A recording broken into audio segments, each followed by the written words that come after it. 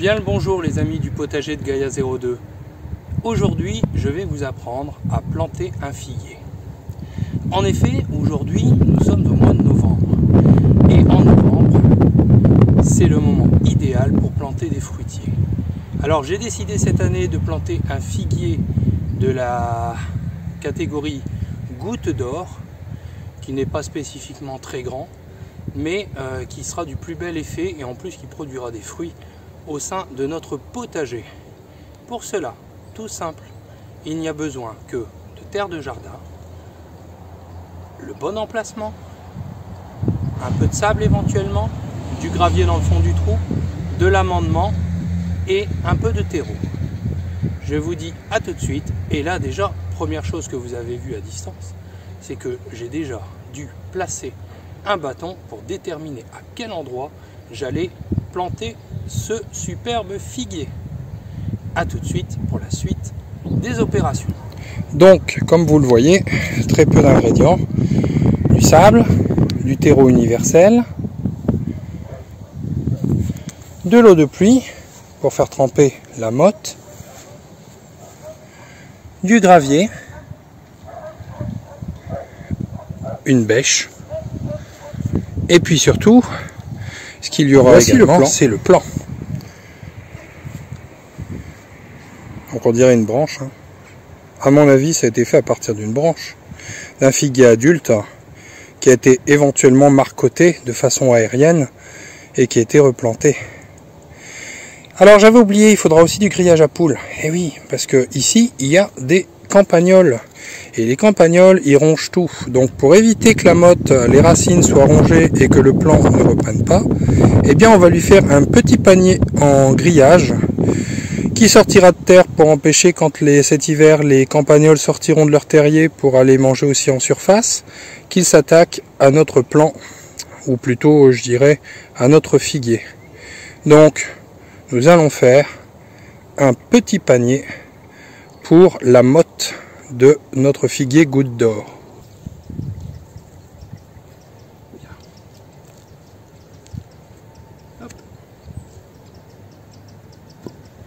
C'est parti.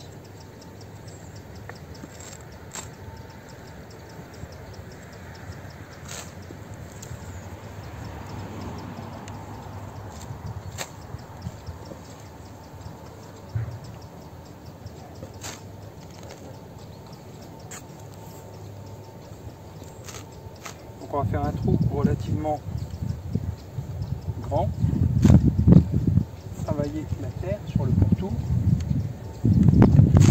ce qui permettra de faire. Donc là, pour l'instant on le délimite, hein, éventuellement on l'agrandit de façon à être certain de ce que l'on souhaite, sachant que on va enlever, voilà, on va enlever l'herbe. On va enlever l'herbe de façon à ce que, hop, et voilà, hop, voilà. On va tirer un peu de terre, on va mettre dans la brouette avec le terreau, hop.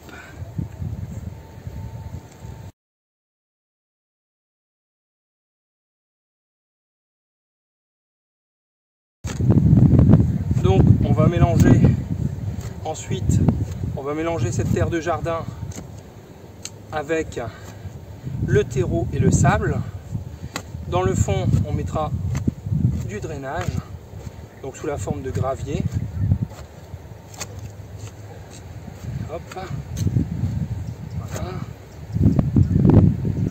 Et on mettra un amendement que je vous présenterai ensuite, que j'ai trouvé en jardinerie et qui aidera à la reprise.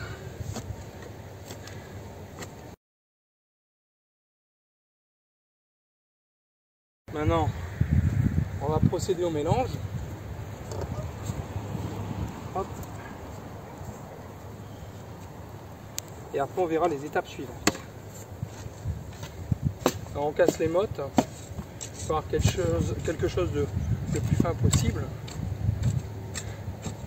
Les mottes de terre, avec le sable, tout ça, ça va faire un super drainage. Avec un peu de terre argileuse. Comme ça au moins le mélange sera argileux sans trop l'être.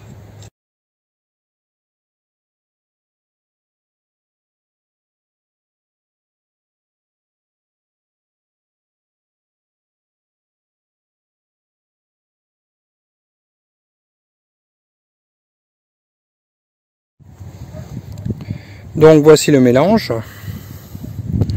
Comme vous le voyez, tout est bien mélangé. Le trou qui va accueillir notre figuier. Et ensuite on mettra les amendements. Donc là on va commencer ni plus ni moins qu'à mettre le gravier.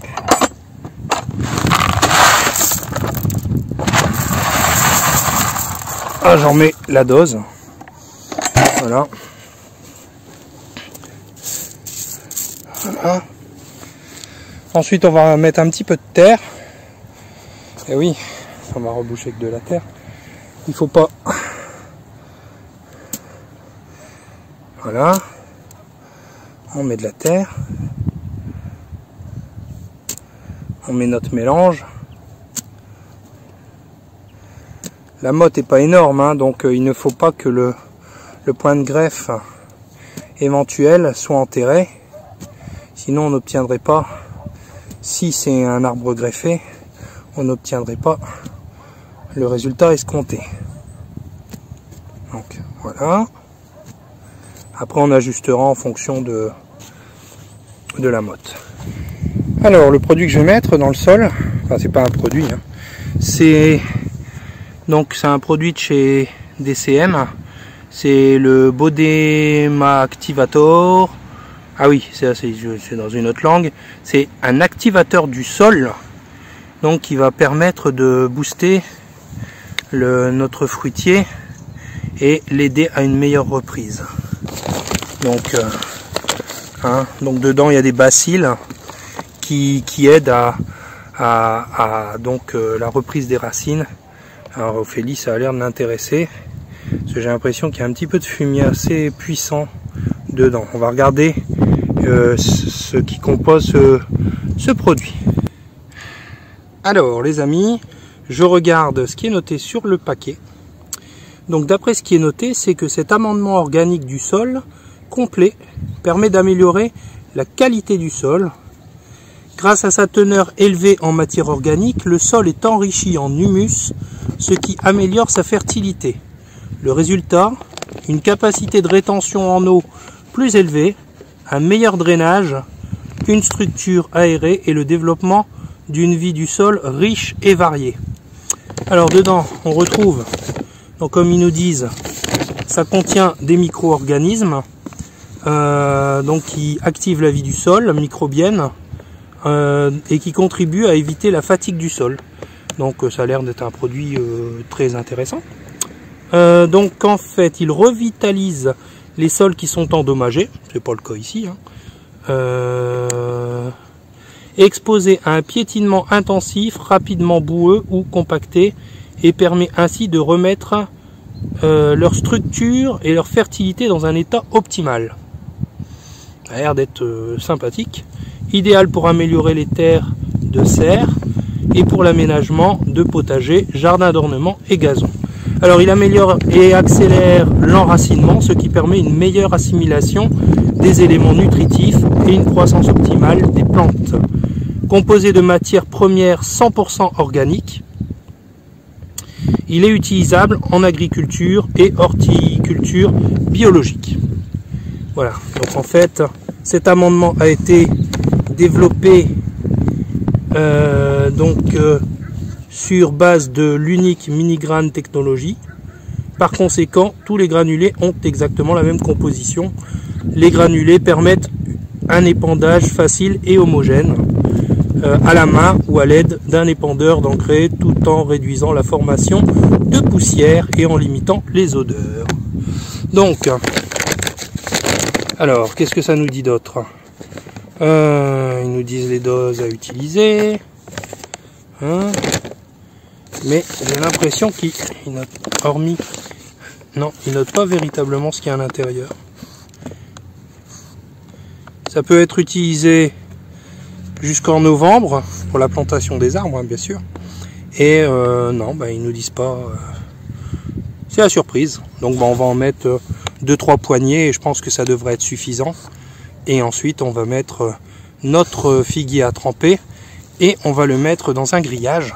Parce que chose que je vous ai pas dit, ici on a ce qu'on appelle des campagnols. Et oui, c'est ce qui a fait l'objet d'une vidéo dernièrement. Mais il ne faut pas oublier une chose, c'est que nos chers amis les campagnols sont, je dirais, assez embêtants, je dirais, au potager avec les fruitiers, parce que, et même les légumes, hein, parce qu'ils mangent les racines, mais ils peuvent manger les racines des arbres aussi. Alors ce serait dommage d'avoir acheté un fruitier qui ne prendrait pas parce que toutes les racines seraient mangées. Donc ben, ce qu'on va faire, on va peut-être commencer par faire le panier aux dimensions, donc avec un morceau de grillage à poules, et donc une pince coupante. Et vous allez voir, c'est hyper simple. Je vous montre ça tout de suite.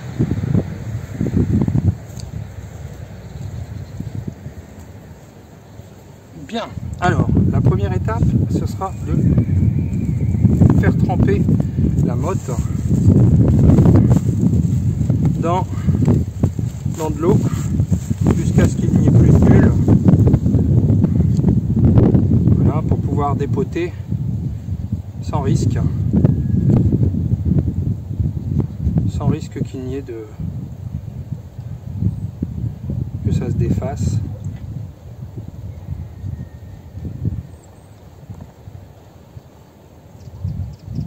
Voilà. On va le laisser tremper. Donc voilà, donc on place la motte qu'on a fait tremper préalablement. On la place de manière à ce que, vous voyez, là, il n'y a pas de souci. Même si le panier est plus grand, on s'en fout. Il vient nous aider. Hop. Et donc, on va l'écraser de façon à ce que ceci soit bien fermé. Hein. S'il est plus large, c'est pas grave. Hein. Le but étant qu'il ne faut pas que les campagnols puissent rentrer. Hop. Donc là, voilà. Vous voyez ce que je fais. Je l'écrase. Je fais une sorte de boudin de façon à ce qu'on ne puisse pas pénétrer dedans. Pareil en bas, je le replie, je l'écrase de façon à ce qu'on ne puisse pas revenir en bas. Je vais vous montrer ça de plus près.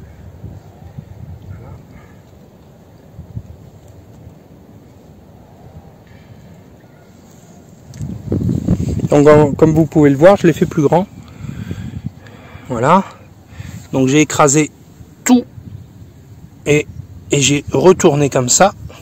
Idem ici, écrasé et comme ça. Donc ce qui fait que on va remplir avec de la terre.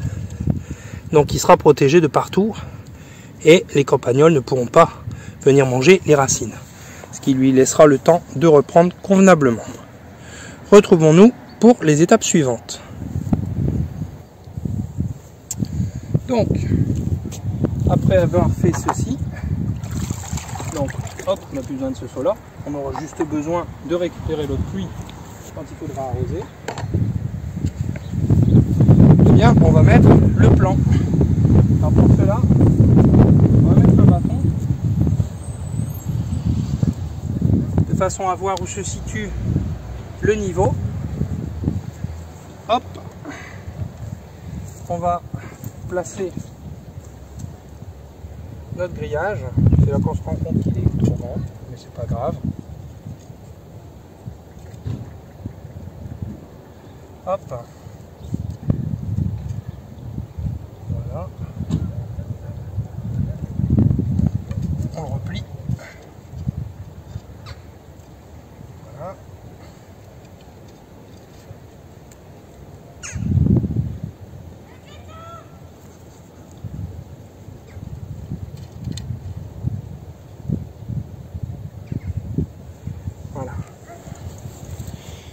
Donc, comme vous pouvez le voir, le grillage sort pas mal de terre. Et c'est ce qu'il faut, parce qu'il faut qu'il sorte à peu près de 20 cm de terre. Donc c'est nickel, c'est ce qu'il fallait. Donc là en fait je mets de la terre déjà dans le grillage pour, je dirais, hop, lester notre cher figuier. Je le fais à la main, comme ça au moins je peux tenir le figuier et le tenir dans sa position que je veux qu'il pousse, c'est-à-dire verticalement.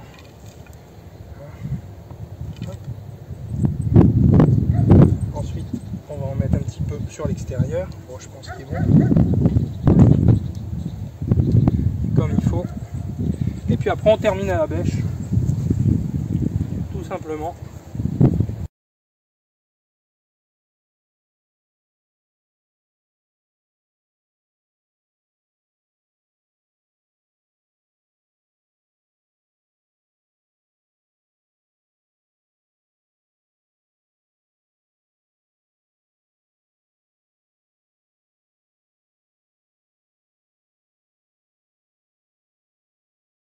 Donc maintenant, on va mettre, pour faire une petite cuvette, on va mettre le reste de terre sur le pourtour. Voilà.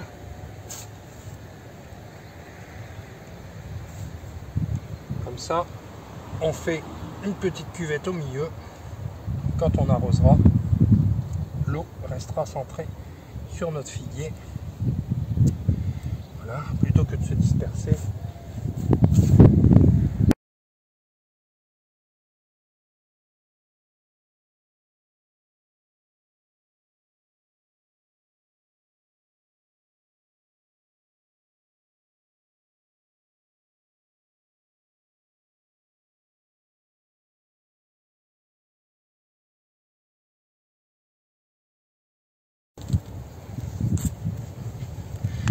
Donc on va arroser plusieurs fois pour le premier arrosage, et après, eh bien, hormis un bon paillage pour le protéger l'hiver, on ne fait plus rien. Hein, on va le protéger, des gelées éventuelles, seul temps que les racines ne prennent pas. Il ne faudrait pas que le figuier prenne un coup. Donc là il sera exposé soleil, c'est ce qu'il lui faut. Hein, du soleil, de l'eau, parce que ça aime l'eau aussi, hein, malgré tout, mais pas trop non plus. Et donc on a fait un bon drainage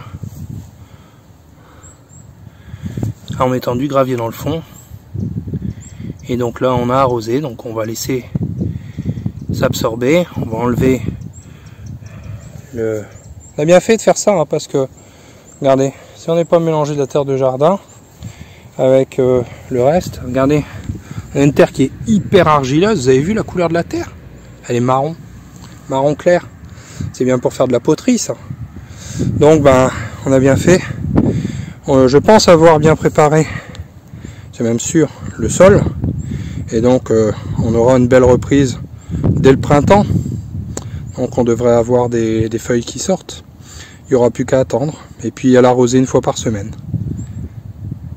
Oh, quoi, 10-15 litres 10-15 litres par semaine.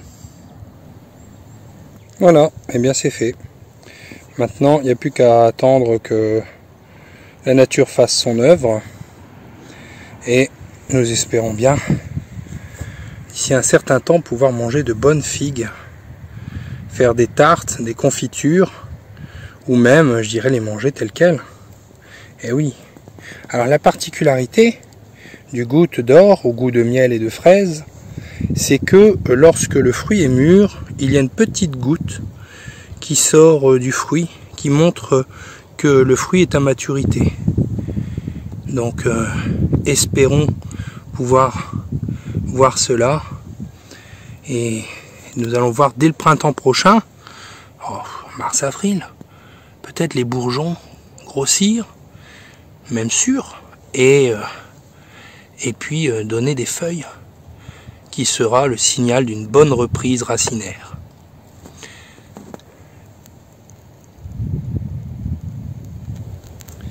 Alors les amis du potager de Gaïa, j'espère que cette vidéo vous a plu. N'oubliez pas de vous abonner, d'actionner la petite cloche et aussi de mettre un pouce bleu si cette vidéo vous a plu. J'espère que celle-ci vous a plu et je vous dis à très bientôt pour une prochaine vidéo. À bientôt les amis, bye bye.